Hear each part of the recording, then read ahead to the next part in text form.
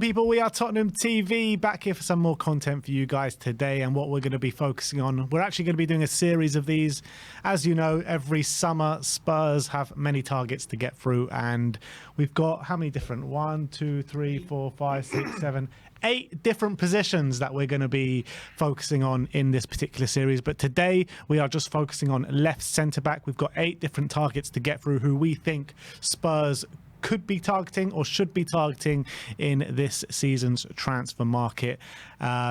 We do have Mickey van de Ven at left centre-back, no one else to cover that position. Radu Dragusin has been playing out of position to cover it at times. So let's go and see which 8 targets we have gone for. And first up, we are going to be looking at Hiroko Ito from Stuttgart, 25 million transfer market value on transfermarket.com, 25 years of age. And I believe he's got a fairly modest release clause as well.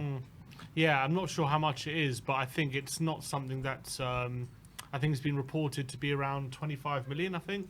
So I think obviously Stuttgart having had a stellar season last season, finished second above Bayern Munich. Ito, a regular performer, either playing at left back or at left centre back as well. I think the problem for him is I think he's technically quite a good centre back. He's 6 foot, so he's not short, but in terms of like having that physicality, that's always a bit of a question mark. You bring up his stats, these are how he compares on the specific metrics for ball playing centre backs across the Europe's top 5 leagues, and as you can see here, aerially really poor. When it comes to tackling and interception and percentage of dribblers tackled, quite low. But when it comes to his on-the-ball ability, very, very strong. Performs really, really high when it comes to carries, passes in the final third, passes received, touches as well. Does get on the ball a lot. So definitely very accomplished with the ball at his feet. But the defensive side of his game is a bit of a concern. Yeah, and that's the bit that concerns me about him. When you're looking at the centre-backs that we do have, Mickey van de Ven, Cuti Romero, Radu Dragusin. Dragusin's very good in the air. Romero's good in the air, or competent in the air. And you've got Mickey van de Ven, for such a tall guy, not that good in the air. So I do think sometimes when we do struggle with defending set pieces, we do need someone that is good in the air. And particularly we need someone that can be good in the defensive transitions as well, because with the formation that we play and the system that we do play, we can come unstuck a bit when we get caught out of position, or even in our settled position, we can get caught out a little bit. So I do think we need defenders that can really defend. He reminds me a bit of like Zinchenko in a way. I know Zinchenko's a left back, but someone who's like very good on the ball, but when he went off the ball and you're getting at him, he could be got out a bit. So I mean, he's an option, but he wouldn't be my first option. The price is not a terrible option, but if that is true, around 25 million. Is that what they said? It's 30 million euros, so yes, around 25 million pounds. Not a terrible price. Look, it's not a terrible price, but I think for that price, you can probably still get better. Next up, we're going to be looking at Alessandro Buongiorno of Torino, 30 million market value on transfer market, 24 years of age. We've been linked with him in the last couple of days. Earlier today, we did do a Tottenham update. He was in it. Apparently, Torino are asking for 40 million euros, so just a bit above his market value. Yeah, he's had a really good season. I think he's been called up for Italy a few times now off the back of his stellar season. I do think, obviously, Torino is hard to judge because they played maybe a bit of definitely different style to what like Tottenham are going to play. But he's definitely a player who's really come leaps and bounds this season, does play on the left-hand side, but his metrics obviously don't make for great reading when it comes to how his on-the-ball ability. Performs fairly well defensively, very high for tackles, interceptions, but maybe that's because he has more defending to do. But when it comes to carries, passes, pass completion, touches, doesn't like to get on the ball as well. Pass completion quite low. Amount of passes he does forward or progressive passes is not great either. So it's not he doesn't rank that well when it comes to his on-the-ball ability, I think it's fair to say. Yeah, again, though, like you said, it could be skewed stats because of the way teams play. We don't actually know that. I haven't watched him on a consistent basis. I've seen him maybe once or twice, so it's not really a big sample size to take. But Torino are a fairly defensive team, aren't they? So obviously it has to be taken into account, but also you would want, hope, look, it does mark in your favour when you play for a team who have already played that way, so you're used to it. That goes into your favour. Yeah, absolutely. Next up is Jean-Claire Todibo of Nice, 24 years of age, 35 million market value. Another player that's been linked to Spurs today, earlier on today in our transfer update.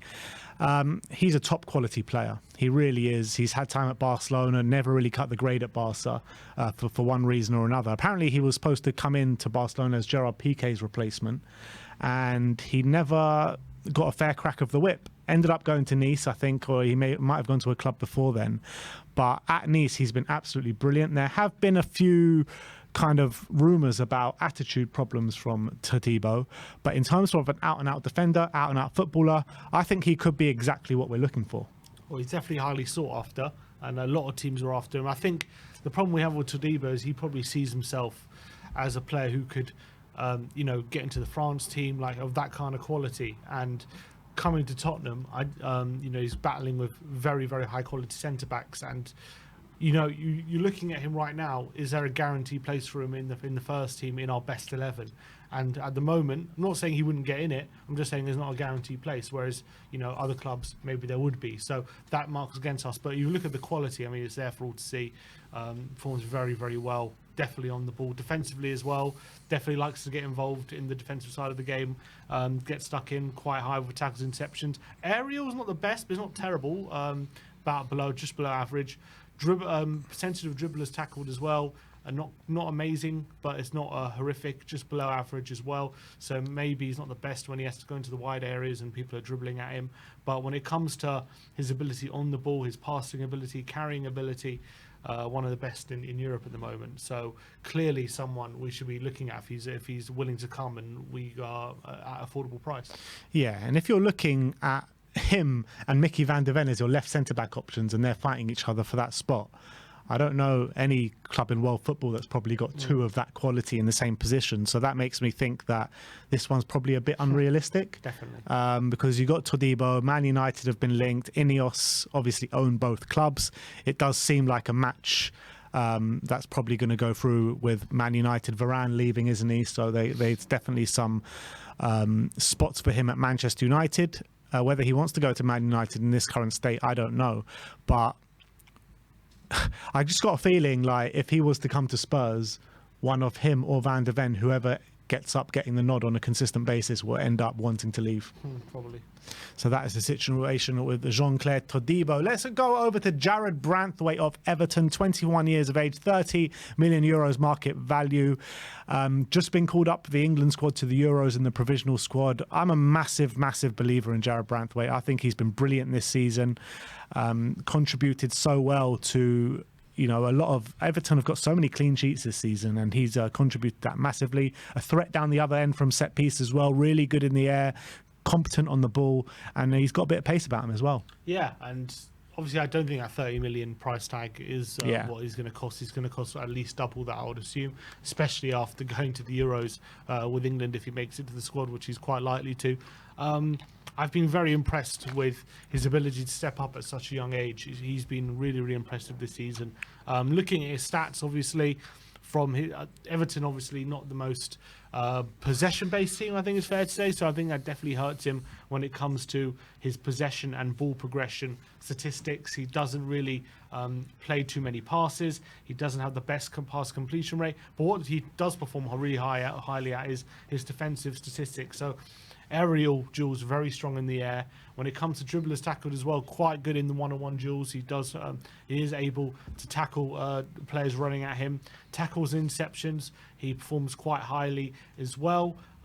So obviously defensively, Everton are quite a defensive team, but in terms of percentage, that's really, really good. But he is definitely still got a lot to prove potentially when it comes to his on-the-ball ability. He definitely looks composed when he's on the ball, but whether he's of the ability on the ball that we need, I guess remains to be seen.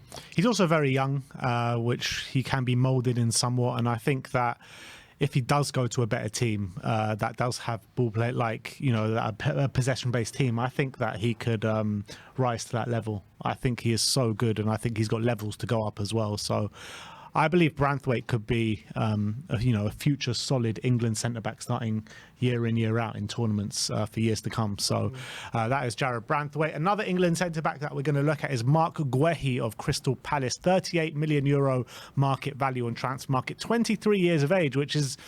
I mean, I thought he was a bit older because he just seems to have been around for a good number of years now. But I guess he did break into the Palace team at quite a young age. I like Guehi. I just feel like Guehi's just been a bit up and down over the last couple of years, but I guess you got to expect that from a 23-year-old. Well, he's had quite bad injury problems last season. Obviously, I think he made literally 2 appearances under Glasner near the end of the season. Yeah, I think other than that, he's been injured the whole time. So a lot of this season he's been playing under Roy Hodgson. When we all know Palace went a bit stale under Roy Hodgson, it wasn't maybe just Guehi lacking. But obviously, since he's gone to Palace, starting regularly, getting rave reviews there, I think he's a very solid defender. I think he's got good pace. I think his on-the-ball ability as well, he's quite comfortable. But looking at the stats is quite interesting. Obviously, a lot of this is based on his appearances under Hodgson. But aerial percentage quite low.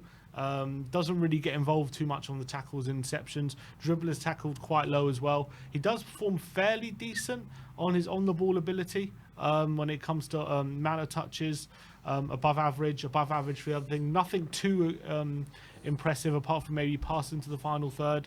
He does get quite a few passes through the middle, which is quite good. Progressive passes maybe just a bit above average, but decent, and maybe nothing really stands out when it comes to his stats, but surprisingly low when it comes to defensive ones, I would say. Yeah, how realistic though do you think Mark Guehi is? A mainstay in the Palace team when he is fit. Is he going to come here and want to play in a rotation role with Mickey van der Ven? Is he going to cost too much money as well? Being English, his market value is already on around nearly 40 million euros. How much would it actually cost to get him out of Palace, especially with the way Palace are going at the moment? Yeah, 50 over 50 million, I would think. So it's going to be very, very expensive. Obviously, you're getting a good player, but he did leave Chelsea because he wanted to play, and whether he fears he'd be back in a similar situation at Tottenham. I mean, I don't think he would. He'd probably get a lot of game time, but he probably wants to. I don't know if he'd rather stay at Palace for another year than make that leap to Tottenham when there's not really a natural place in the starting 11 at the moment. Yeah, I'd agree with that. Next up, we're going to look at another Premier League defender in Max Kilman, 27 years of age, 35 million market value at Wolves, captain of Wolves. I like Kilman, but I don't know. I think on the ball, I like him in terms of his combativeness. I probably would prefer someone better on the ball, to be fair, than Max Kilman. But again, he's another player that I've seen go up and down over his Wolves career. I think last season was a stellar season for him under Gary O'Neill. I thought he had a really good year. I think he played every game last season for Wolves. He was really, really impressive. I think really stepped up his responsibility being captain, and plays obviously on the left-hand side. Has played left-back a few times, but obviously mainly a centre-back. But Wolves do play a back three, so he's kind of left centre-back of a three. If you look at his chart, very strong when it comes to aerial. He is a big, tall defender, and he is quite strong, so no surprise there. What's quite interesting, dribblers tackled, he's quite good when he goes into those wide areas, which is quite surprising. I thought we'd be struggling there, but no, he's quite hard to beat. Tackles and interceptions kind of make sense because maybe I think of the back three, he's the less combative of the three, so he kind of is protected a bit by these other defenders. On the ball, I think mixed reading, a bit above average for most of it. Doesn't make too many passes into the final third. His passing is probably average, I'd say. Carrying average, but it's not bad. Maybe that'd improve at Tottenham. Touches, does like to get on the ball quite a bit. So I would say he's not a bad option, but I think he doesn't quite convince on the ball, considering playing in the back three, you get a bit more time, so you've got a bit more ability to opportunity, I should say, to impress on the ball, get those pass forward. Doesn't quite do it. Yeah, I felt like when he first broke in at Wolves, a while ago, I think he showed really good ability on the ball, and I feel like that's kind of waned a little bit as the years have progressed. Potentially. Maybe it's just because of the style of play has been impacted a little bit with different managers coming in and, a few different kind of changes in style. But Max Kilman's a no for me, especially at the age of 27, the money that he's going to cost, captain of Wolves, he's going to be very valuable to that team. I probably would decide against Max Kilman, to be honest. Next up is someone I love at the moment, and his name is Riccardo Calafiori of Bologna. They just qualified for the Champions League yesterday, I believe, or a couple of days ago. 25 million market value, which is actually rumoured in the press, which you can get him for around 25-30 million. Young player, 22 years of age, can play left back, can play left centre back, so comfortable on the ball, really good defensively, had an unbelievable game against Juventus last week, didn't he, with 2 goals and brilliant quality to those goals as well. I think in every metric that you're looking for, this guy is probably an amazing fit for us, not only because he can play left centre back, but because he can play left back as well. And if you were to have a doggy, him and Van de Ven cover all 3 of those positions, I don't think you can go wrong. He's really had a standout year for Bologna. He's been one of their better players in their run to into the Champions League. Obviously, of much interest now to Juventus, which his manager Motta has just left to join. So whether he wants to follow him to Juventus or wants to create his own path in the Premier League remains to be seen. But when it comes to what we're looking for, I think there's very few who really fit the bill as well as him. If you look at his pie chart, I mean, it's really sensational. He performs very, very highly in the stats compared to everyone. If you get the chart up, you could. It's extremely impressive, literally near the top highest percentiles in most metrics. Carries really strong, pass completion very strong, but also defensively. He's one of the best all-rounders, I would say, we've got on the list. And I think you can see when you watch him play, he's so brave and so aggressive as well, yet when he gets on the ball, he's so composed, and it's almost like a midfielder when he gets on the ball, such a cultural midfielder. I saw him go for on goal against Juventus the other day and just dink it over the keeper like he was a seasoned striker. And I was watching that thinking, wow, this guy in all situations seems to have veins of ice in terms of his coolness. So I think this guy, if we don't get him this summer, will have missed an opportunity. I feel like we have to get him because he's going to go on to big things, I feel. Yeah, absolutely spot on. I think he is what you call like a real Ange Postecoglou player when you're looking at the versatility he can show, how comfortable he is on the ball, good defender as well. I mean, he's got everything in his game to really flourish in the system and really, because some players will come in and maybe challenge Mickey Van de Ven, and if Van de Ven don't get any injuries, he's not going to see much game time. But because he can cover both of those positions and both of those positions really well, he's going to see a lot of game time. 100%. And last but not least, we are going to look at Murillo from Nottingham Forest, 21 years of age, 25 million euro market value. We know that Nottingham Forest are struggling with the PSR figures at the moment, so they do need to sell before the end of June. So this one could actually be a viable option. Yeah, 21 years of age as well. He's a very young centre-back, and but when you watch him play, he has such belief in himself. He's a very exciting player.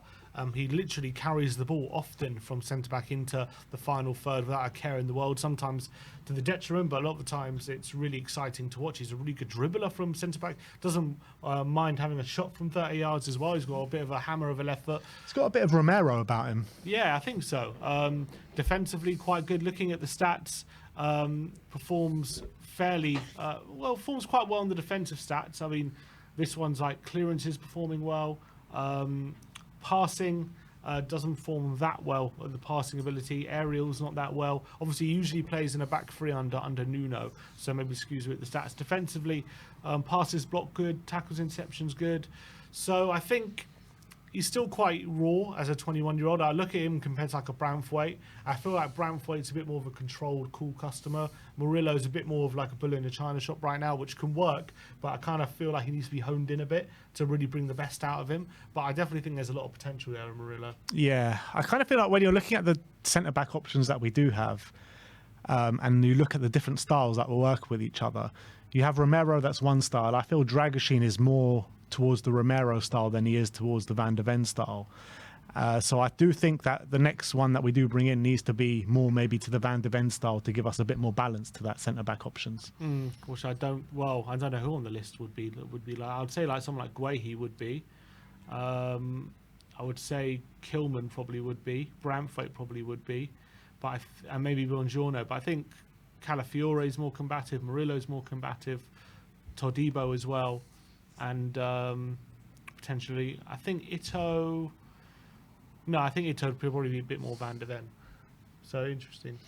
The reason why I would favour, though, Calafiori out of everyone on this list is just because of that versatility and how equally adept he is at left back and at left centre back, where I know what I said before about the different kind of styles and having that balance, but he gives the squad a lot more balance, not just the two centre backs, that more the balance that I was talking about. So if you can have that balance in the squad and not have to go overboard in terms of spending money on a left back and a left centre back and bring him in, I think he is the perfect option for us. I think so, and I think if we're competing with Juve, we should put our Premier League money on the table and say, look, Juve will pay you 25 million, but we can give you an extra 5 million there.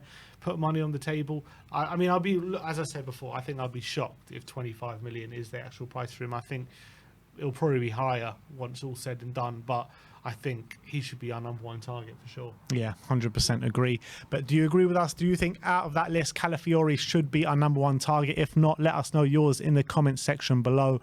There are a few maybe unrealistic ones. Jean-Claire Todibo. I do think like a Branthwaite and a Guehi, Spurs will probably be priced out of a move for players like that. But having said that, Everton are struggling with PSR as well. But do they really want to sell their golden boy on the cheap?